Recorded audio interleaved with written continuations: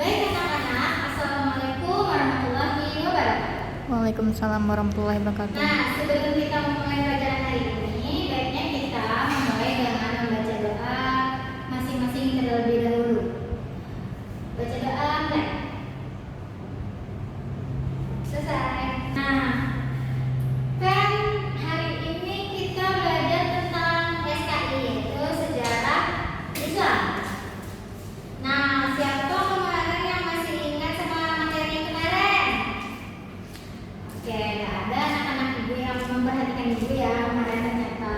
Nah, jadi kan materi kemarin itu tentang kisah Nabi Muhammad, kayak pohonnya ya, pohon keturunan Nabi Muhammad.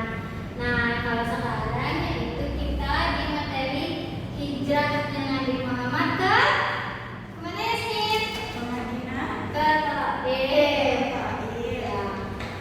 Nah, jadi di sini sudah ada materi media ibu ya.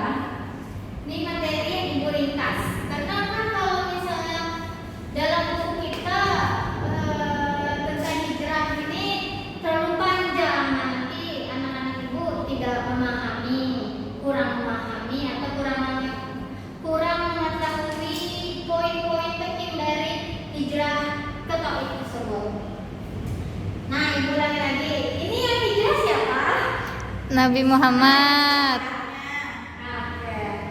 Nah, jadi di sini tuh ada 6 poin perjalanan. Apa ya? Pokoknya 6 lah. Yang pertama yaitu ada perjalanan rahasia menuju Taif. Lalu yang kedua ada penolakan dan penghinaan oleh para pimpinan Taif. Yang ketiga ada pengepungan dan pelemparan batu oleh penduduk Taif. Yang keempat ada berlindung di kebun anggur, Utbah dan Musaibah. Lalu yang kelima ada pertemuan dengan Adas, yaitu pelayan yang beragama Kristen. Lalu yang terakhir ada datangnya malaikat penjaga gunung. Nah, dari nomor ini kita harus mulai yang mana dulu? Nah, karena itu dari 1 ya. Nomor 1 yang pertama. Apa tadi yang pertama, anak ibu? Perjalanan rahasia menuju Taif. Kenapa dibilang perjalanan rahasia? Karena Nabi Muhammad SAW berangkat ke Taif sekitar 60 mil dari Mekah dengan berjalan kaki secara rahasia. Kenapa rahasia ibu? Yaitu karena untuk menghindari kecurigaan kaum Quraisy. Beliau hanya ditemani oleh anak angkatnya, yaitu Zaid bin Haritsah. Siapa anak angkatnya Nabi? Zain bin Harisan. Tadi diulangi lagi. Kenapa perjalanannya harus secara rahasia? Tidak diserang musuh ibu. Iya, betul. Yaitu musuh Quraisy agar tidak menimbulkan kecurigaan. Lalu kita masuk poin yang kedua, yaitu penolakan dan penghinaan oleh para pimpinan Taif. Setibanya di Taif, jadi setelah perjalanan panjang yang sekitarnya 60 mil dari Mekah, sampailah Nabi di Taif. Nabi menemui 3 orang pimpinan kabilah Saki, yaitu Abdul Yalail, Mas'ud dan Habib. Siapa aja? Abdullail. Yalail, Mas'ud dan Habib. Oke. Beliau bukannya menyambut dengan baik, mereka justru menolak dakwah Nabi dengan kata-kata yang sangat kasar, sombong dan menghina. Nah, berarti ini suku atau kaum Taif ini sangat kejam ternyata ya. Dia menolak kedatangannya Nabi, menolak adanya dakwah Nabi. Lalu kita lanjut ke ketiga, yaitu pengepungan dan pelemparan batu oleh penduduk Taif. Nah, Nabi ini bukan hanya sekedar dimaki, bukan diberikan kata-kata kasar, yaitu juga diberikan penghinaan, yaitu dengan melemparkan batu ke Nabi. Nabi Muhammad oleh penduduk Taif. Tidak cukup hanya menolak, para pimpinan Taif mengerahkan para budak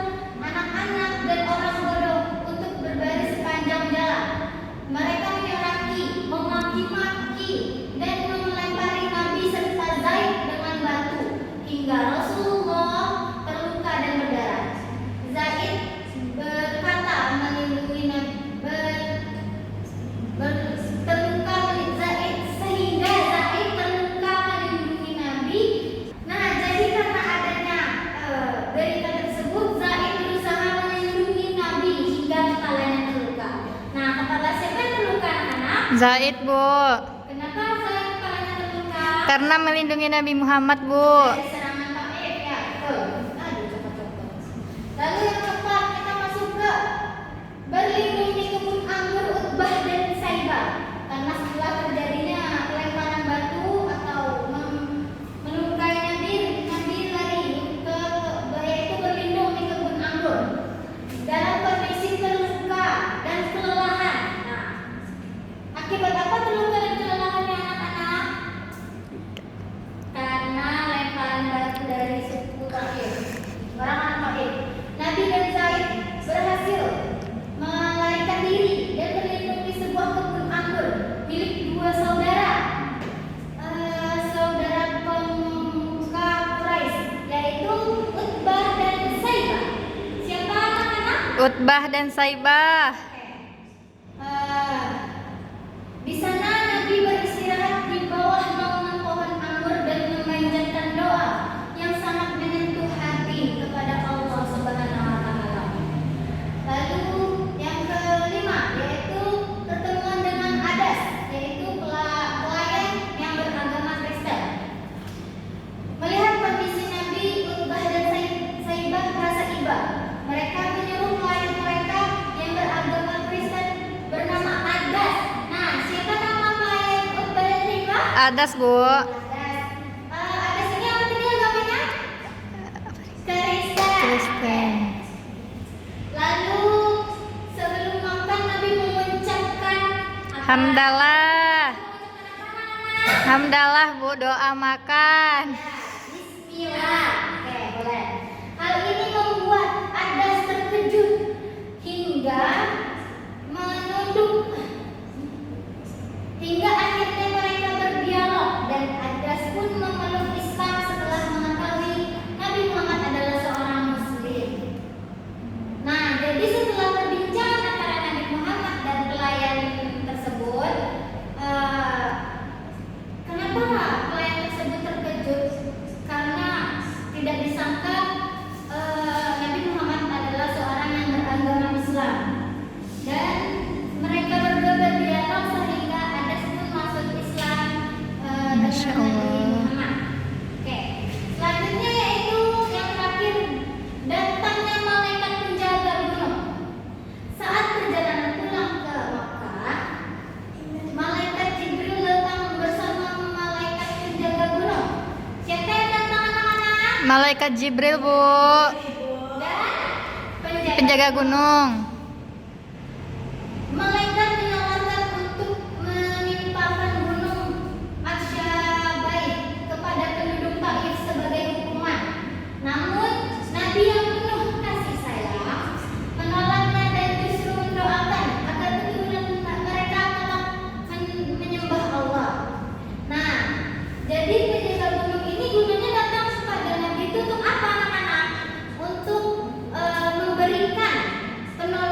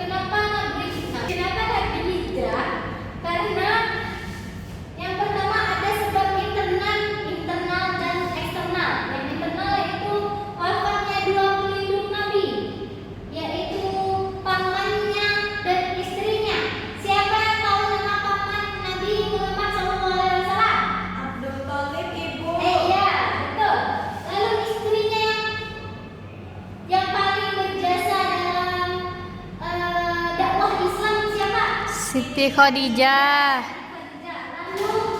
Lalu yang kedua ada tekanan, intimidasi, dan siksaan dari kaum kafir Quraisy di Mekah semakin meningkat setelah hilangnya para pelindung. Nah, jadi setelah hilangnya para dua pelindung Nabi Muhammad tersebut, makin kasarlah, makin gencarlah kaum kafir Quraisy tersebut kepada Nabi Muhammad. Lalu yang kedua ada ketabahan Nabi. Yang pertama ketabahan fisik, ketabahan mental dan emosional, dan puncak ketabahannya yaitu menolak tawaran malaikat untuk Nabi. menghancurkan Gunung Taif, tadi. yaitu menghancurkan kaum Taif, orang-orang Taif. Lalu yang ketiga yaitu hikmah peristiwa yang akan kita ambil yaitu ujian kemuliaannya, pentingnya ikhtiar dan tawakal. Yang ketiga dakwah membutuhkan pengorbanan. Kan dakwah itu hanya berceramah, Bu. Nah, jadi dakwah itu di masa Nabi bukan seperti sekarang yang kita lakukan hanya berceramah, menyampaikan hadis, menyampaikan ayat-ayat penting. Tapi di masa Nabi atau di masa-masa Nabi-Nabi yang sebelumnya yaitu kita membutuhkan pengorbanan, kekayaan yaitu kayak uang gitu kan. Terus ada dari harta, tenaga, itu harta ya, harta, tenaga, hingga fisik kita yang terluka. Kalau sekarang Gen Z pasti nyebutnya apa? Kita stres, Bu. Nah, Mental healthy. iya, mental healthy kita itu pasti diguncang kalau di zaman dulu. Kalau di zaman sekarang cuma ceramah aja ya gitu. Paling kesulitan dan ceramah yang kita hadapi saat ada ke depan mungkin kalau yang sekarang kita malu kepada penonton, nanti takut ditertawakan teman. Nah, jadi jangan takut untuk menyampaikan hal-hal baik kepada orang lain. Lihat saja Nabi di tahun yang lalu itu membutuhkan perjuangan yang sangat besar sehingga Islam berkembang sampai saat sekarang. Oke, sekian dari Ibu, semoga dipahami oleh anak-anak Ibu. Baik, assalamualaikum warahmatullahi wabarakatuh.